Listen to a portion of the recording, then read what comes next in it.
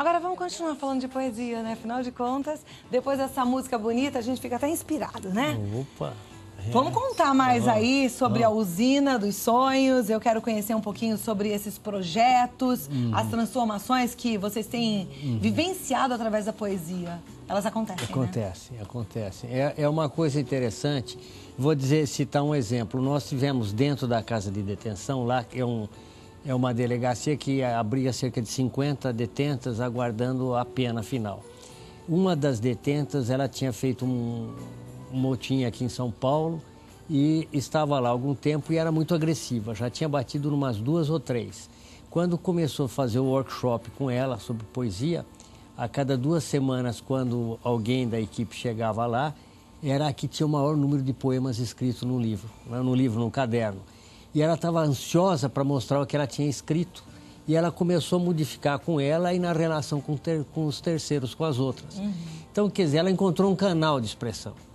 E eu diria que isso vai se multiplicando. Por exemplo, nós temos um filme recém-feito que chama Sarau, que ainda não foi colocado ainda a público, mas eram 10 pessoas, 5 homens e 5 mulheres, assim, da maior diversidade possível. Uma delas nasceu fruto de um estupro, teve uma vida muito difícil em termos de relacionamento, casou, o marido foi embora com os filhos, e ela vivia depressiva. E através da poesia ela conseguiu vamos dizer, florescer. Mas ela... é o que você acabou de colocar, né? É uma forma de expressão, é uma forma de tirar talvez aquela dor, aquela mágoa e colocar para fora, e ainda em forma de poesia, que é uma forma muito bonita de se expressar.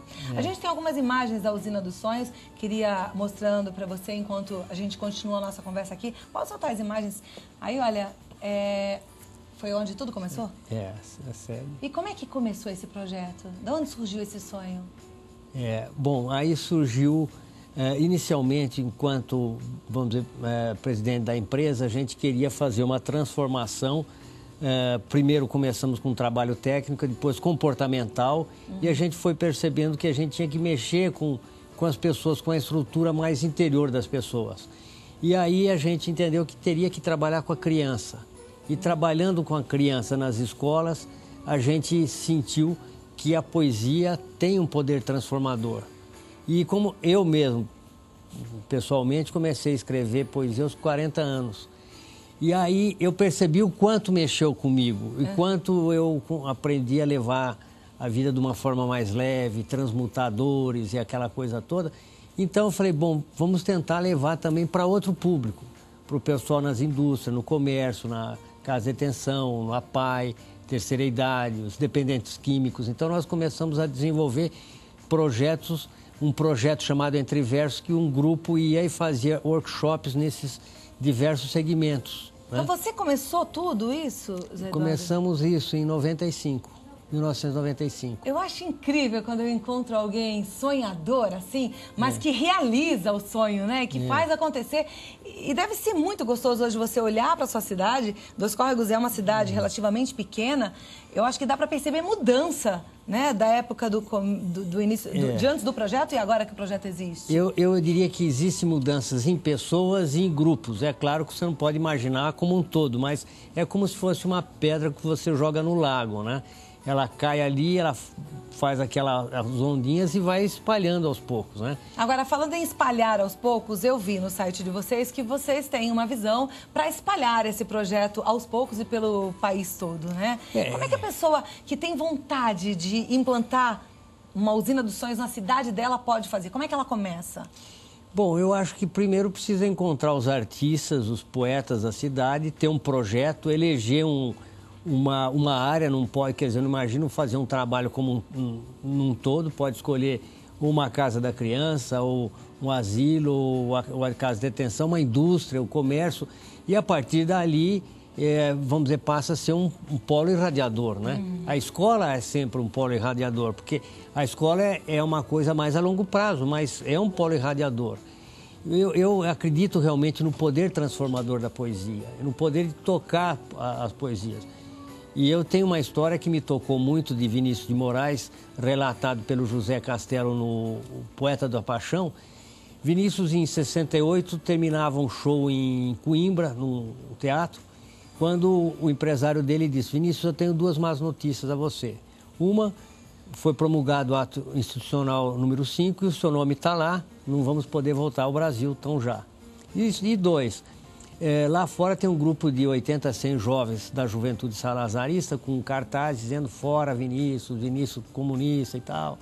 Então, é melhor a gente aguardar. E Vinícius era teimoso, resolveu sair e enfrentar aqui a gritaria, os brados e tudo. E ele foi esperando baixar um pouco a poeira. Daí ele começou a declamar um poema, Ó Pátria Minha.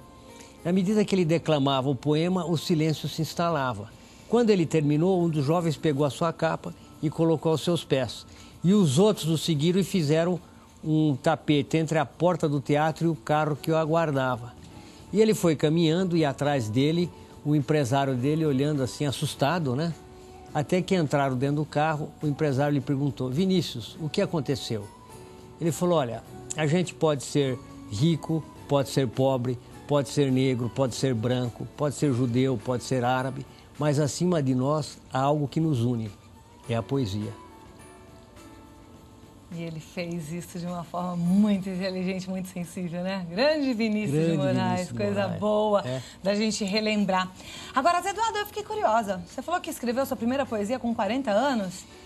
Como foi essa poesia? Você sabe ela de cor? Eu sei o começo dela. Foi mais ou menos o seguinte. Eu gostava de declamar poemas de Vinícius, né? Poeta da paixão, Catulo, tudo. E tinha um amigo nosso que era violeiro, uma pessoa assim, sábia, mas uma pessoa que tinha 2º ano de curso primário, mas era um sábio. E um dia ele falou para mim: olha, agora declama um poema seu. Então põe uma música, Curumim, bem linda, de poesia. Cadê? Ele tá ligadinho aí no áudio? Ah lá, já foi. Como é que é essa poesia? Não, mas na realidade ele falou: declama um poema seu. Eu falei: bom, mas eu não tenho. Ele falou: bom, se não tem, faz. Eu falei: bom, mas como? Ele falou: é muito fácil, vem de mim, vem de ti, vem do mar, uma energia imensa, uma vontade de dançar, de cantar. E aí eu fui fazendo rimas simples. E de repente saiu um poemazinho muito singelo. E aí, a partir disso, veio outro, e a coisa foi indo até que a gente foi aprendendo um pouquinho mais, sofisticando um pouco mais, mas foi assim, vamos dizer, de uma provocação. E eu acho que aí estaria a semente do que veio ser a Usina de Sonhos. Porque eu imaginei, aos 40 anos, com todos os bloqueios e autocríticas que a gente adquire depois com o passar do tempo, se eu conseguir, vamos dizer, despertar, eu imagine as crianças que não têm esses bloqueios. E aí foi um processo que foi caminhando. Aliás, nesse processo de poesia, a gente cria crianças sem esses bloqueios. Sem esses bloqueios. Porque elas vão conseguir colocar para fora aquilo que está guardadinho, muitas vezes doendo ali dentro do coraçãozinho delas, e que nem elas sabem, nem entendem direito. Você tem uma poesia predileta?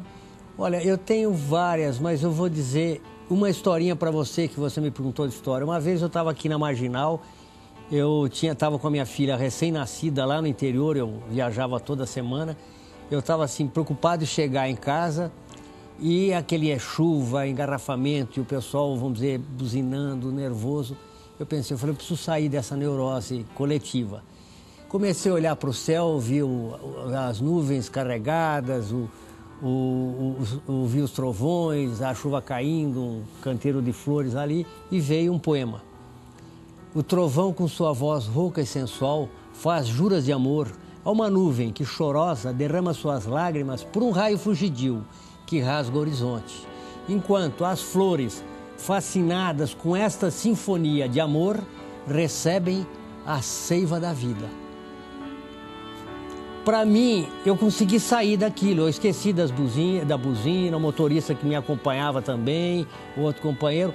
Então, para mim, ela teve, vamos dizer, essa função de transmutação. Lindo.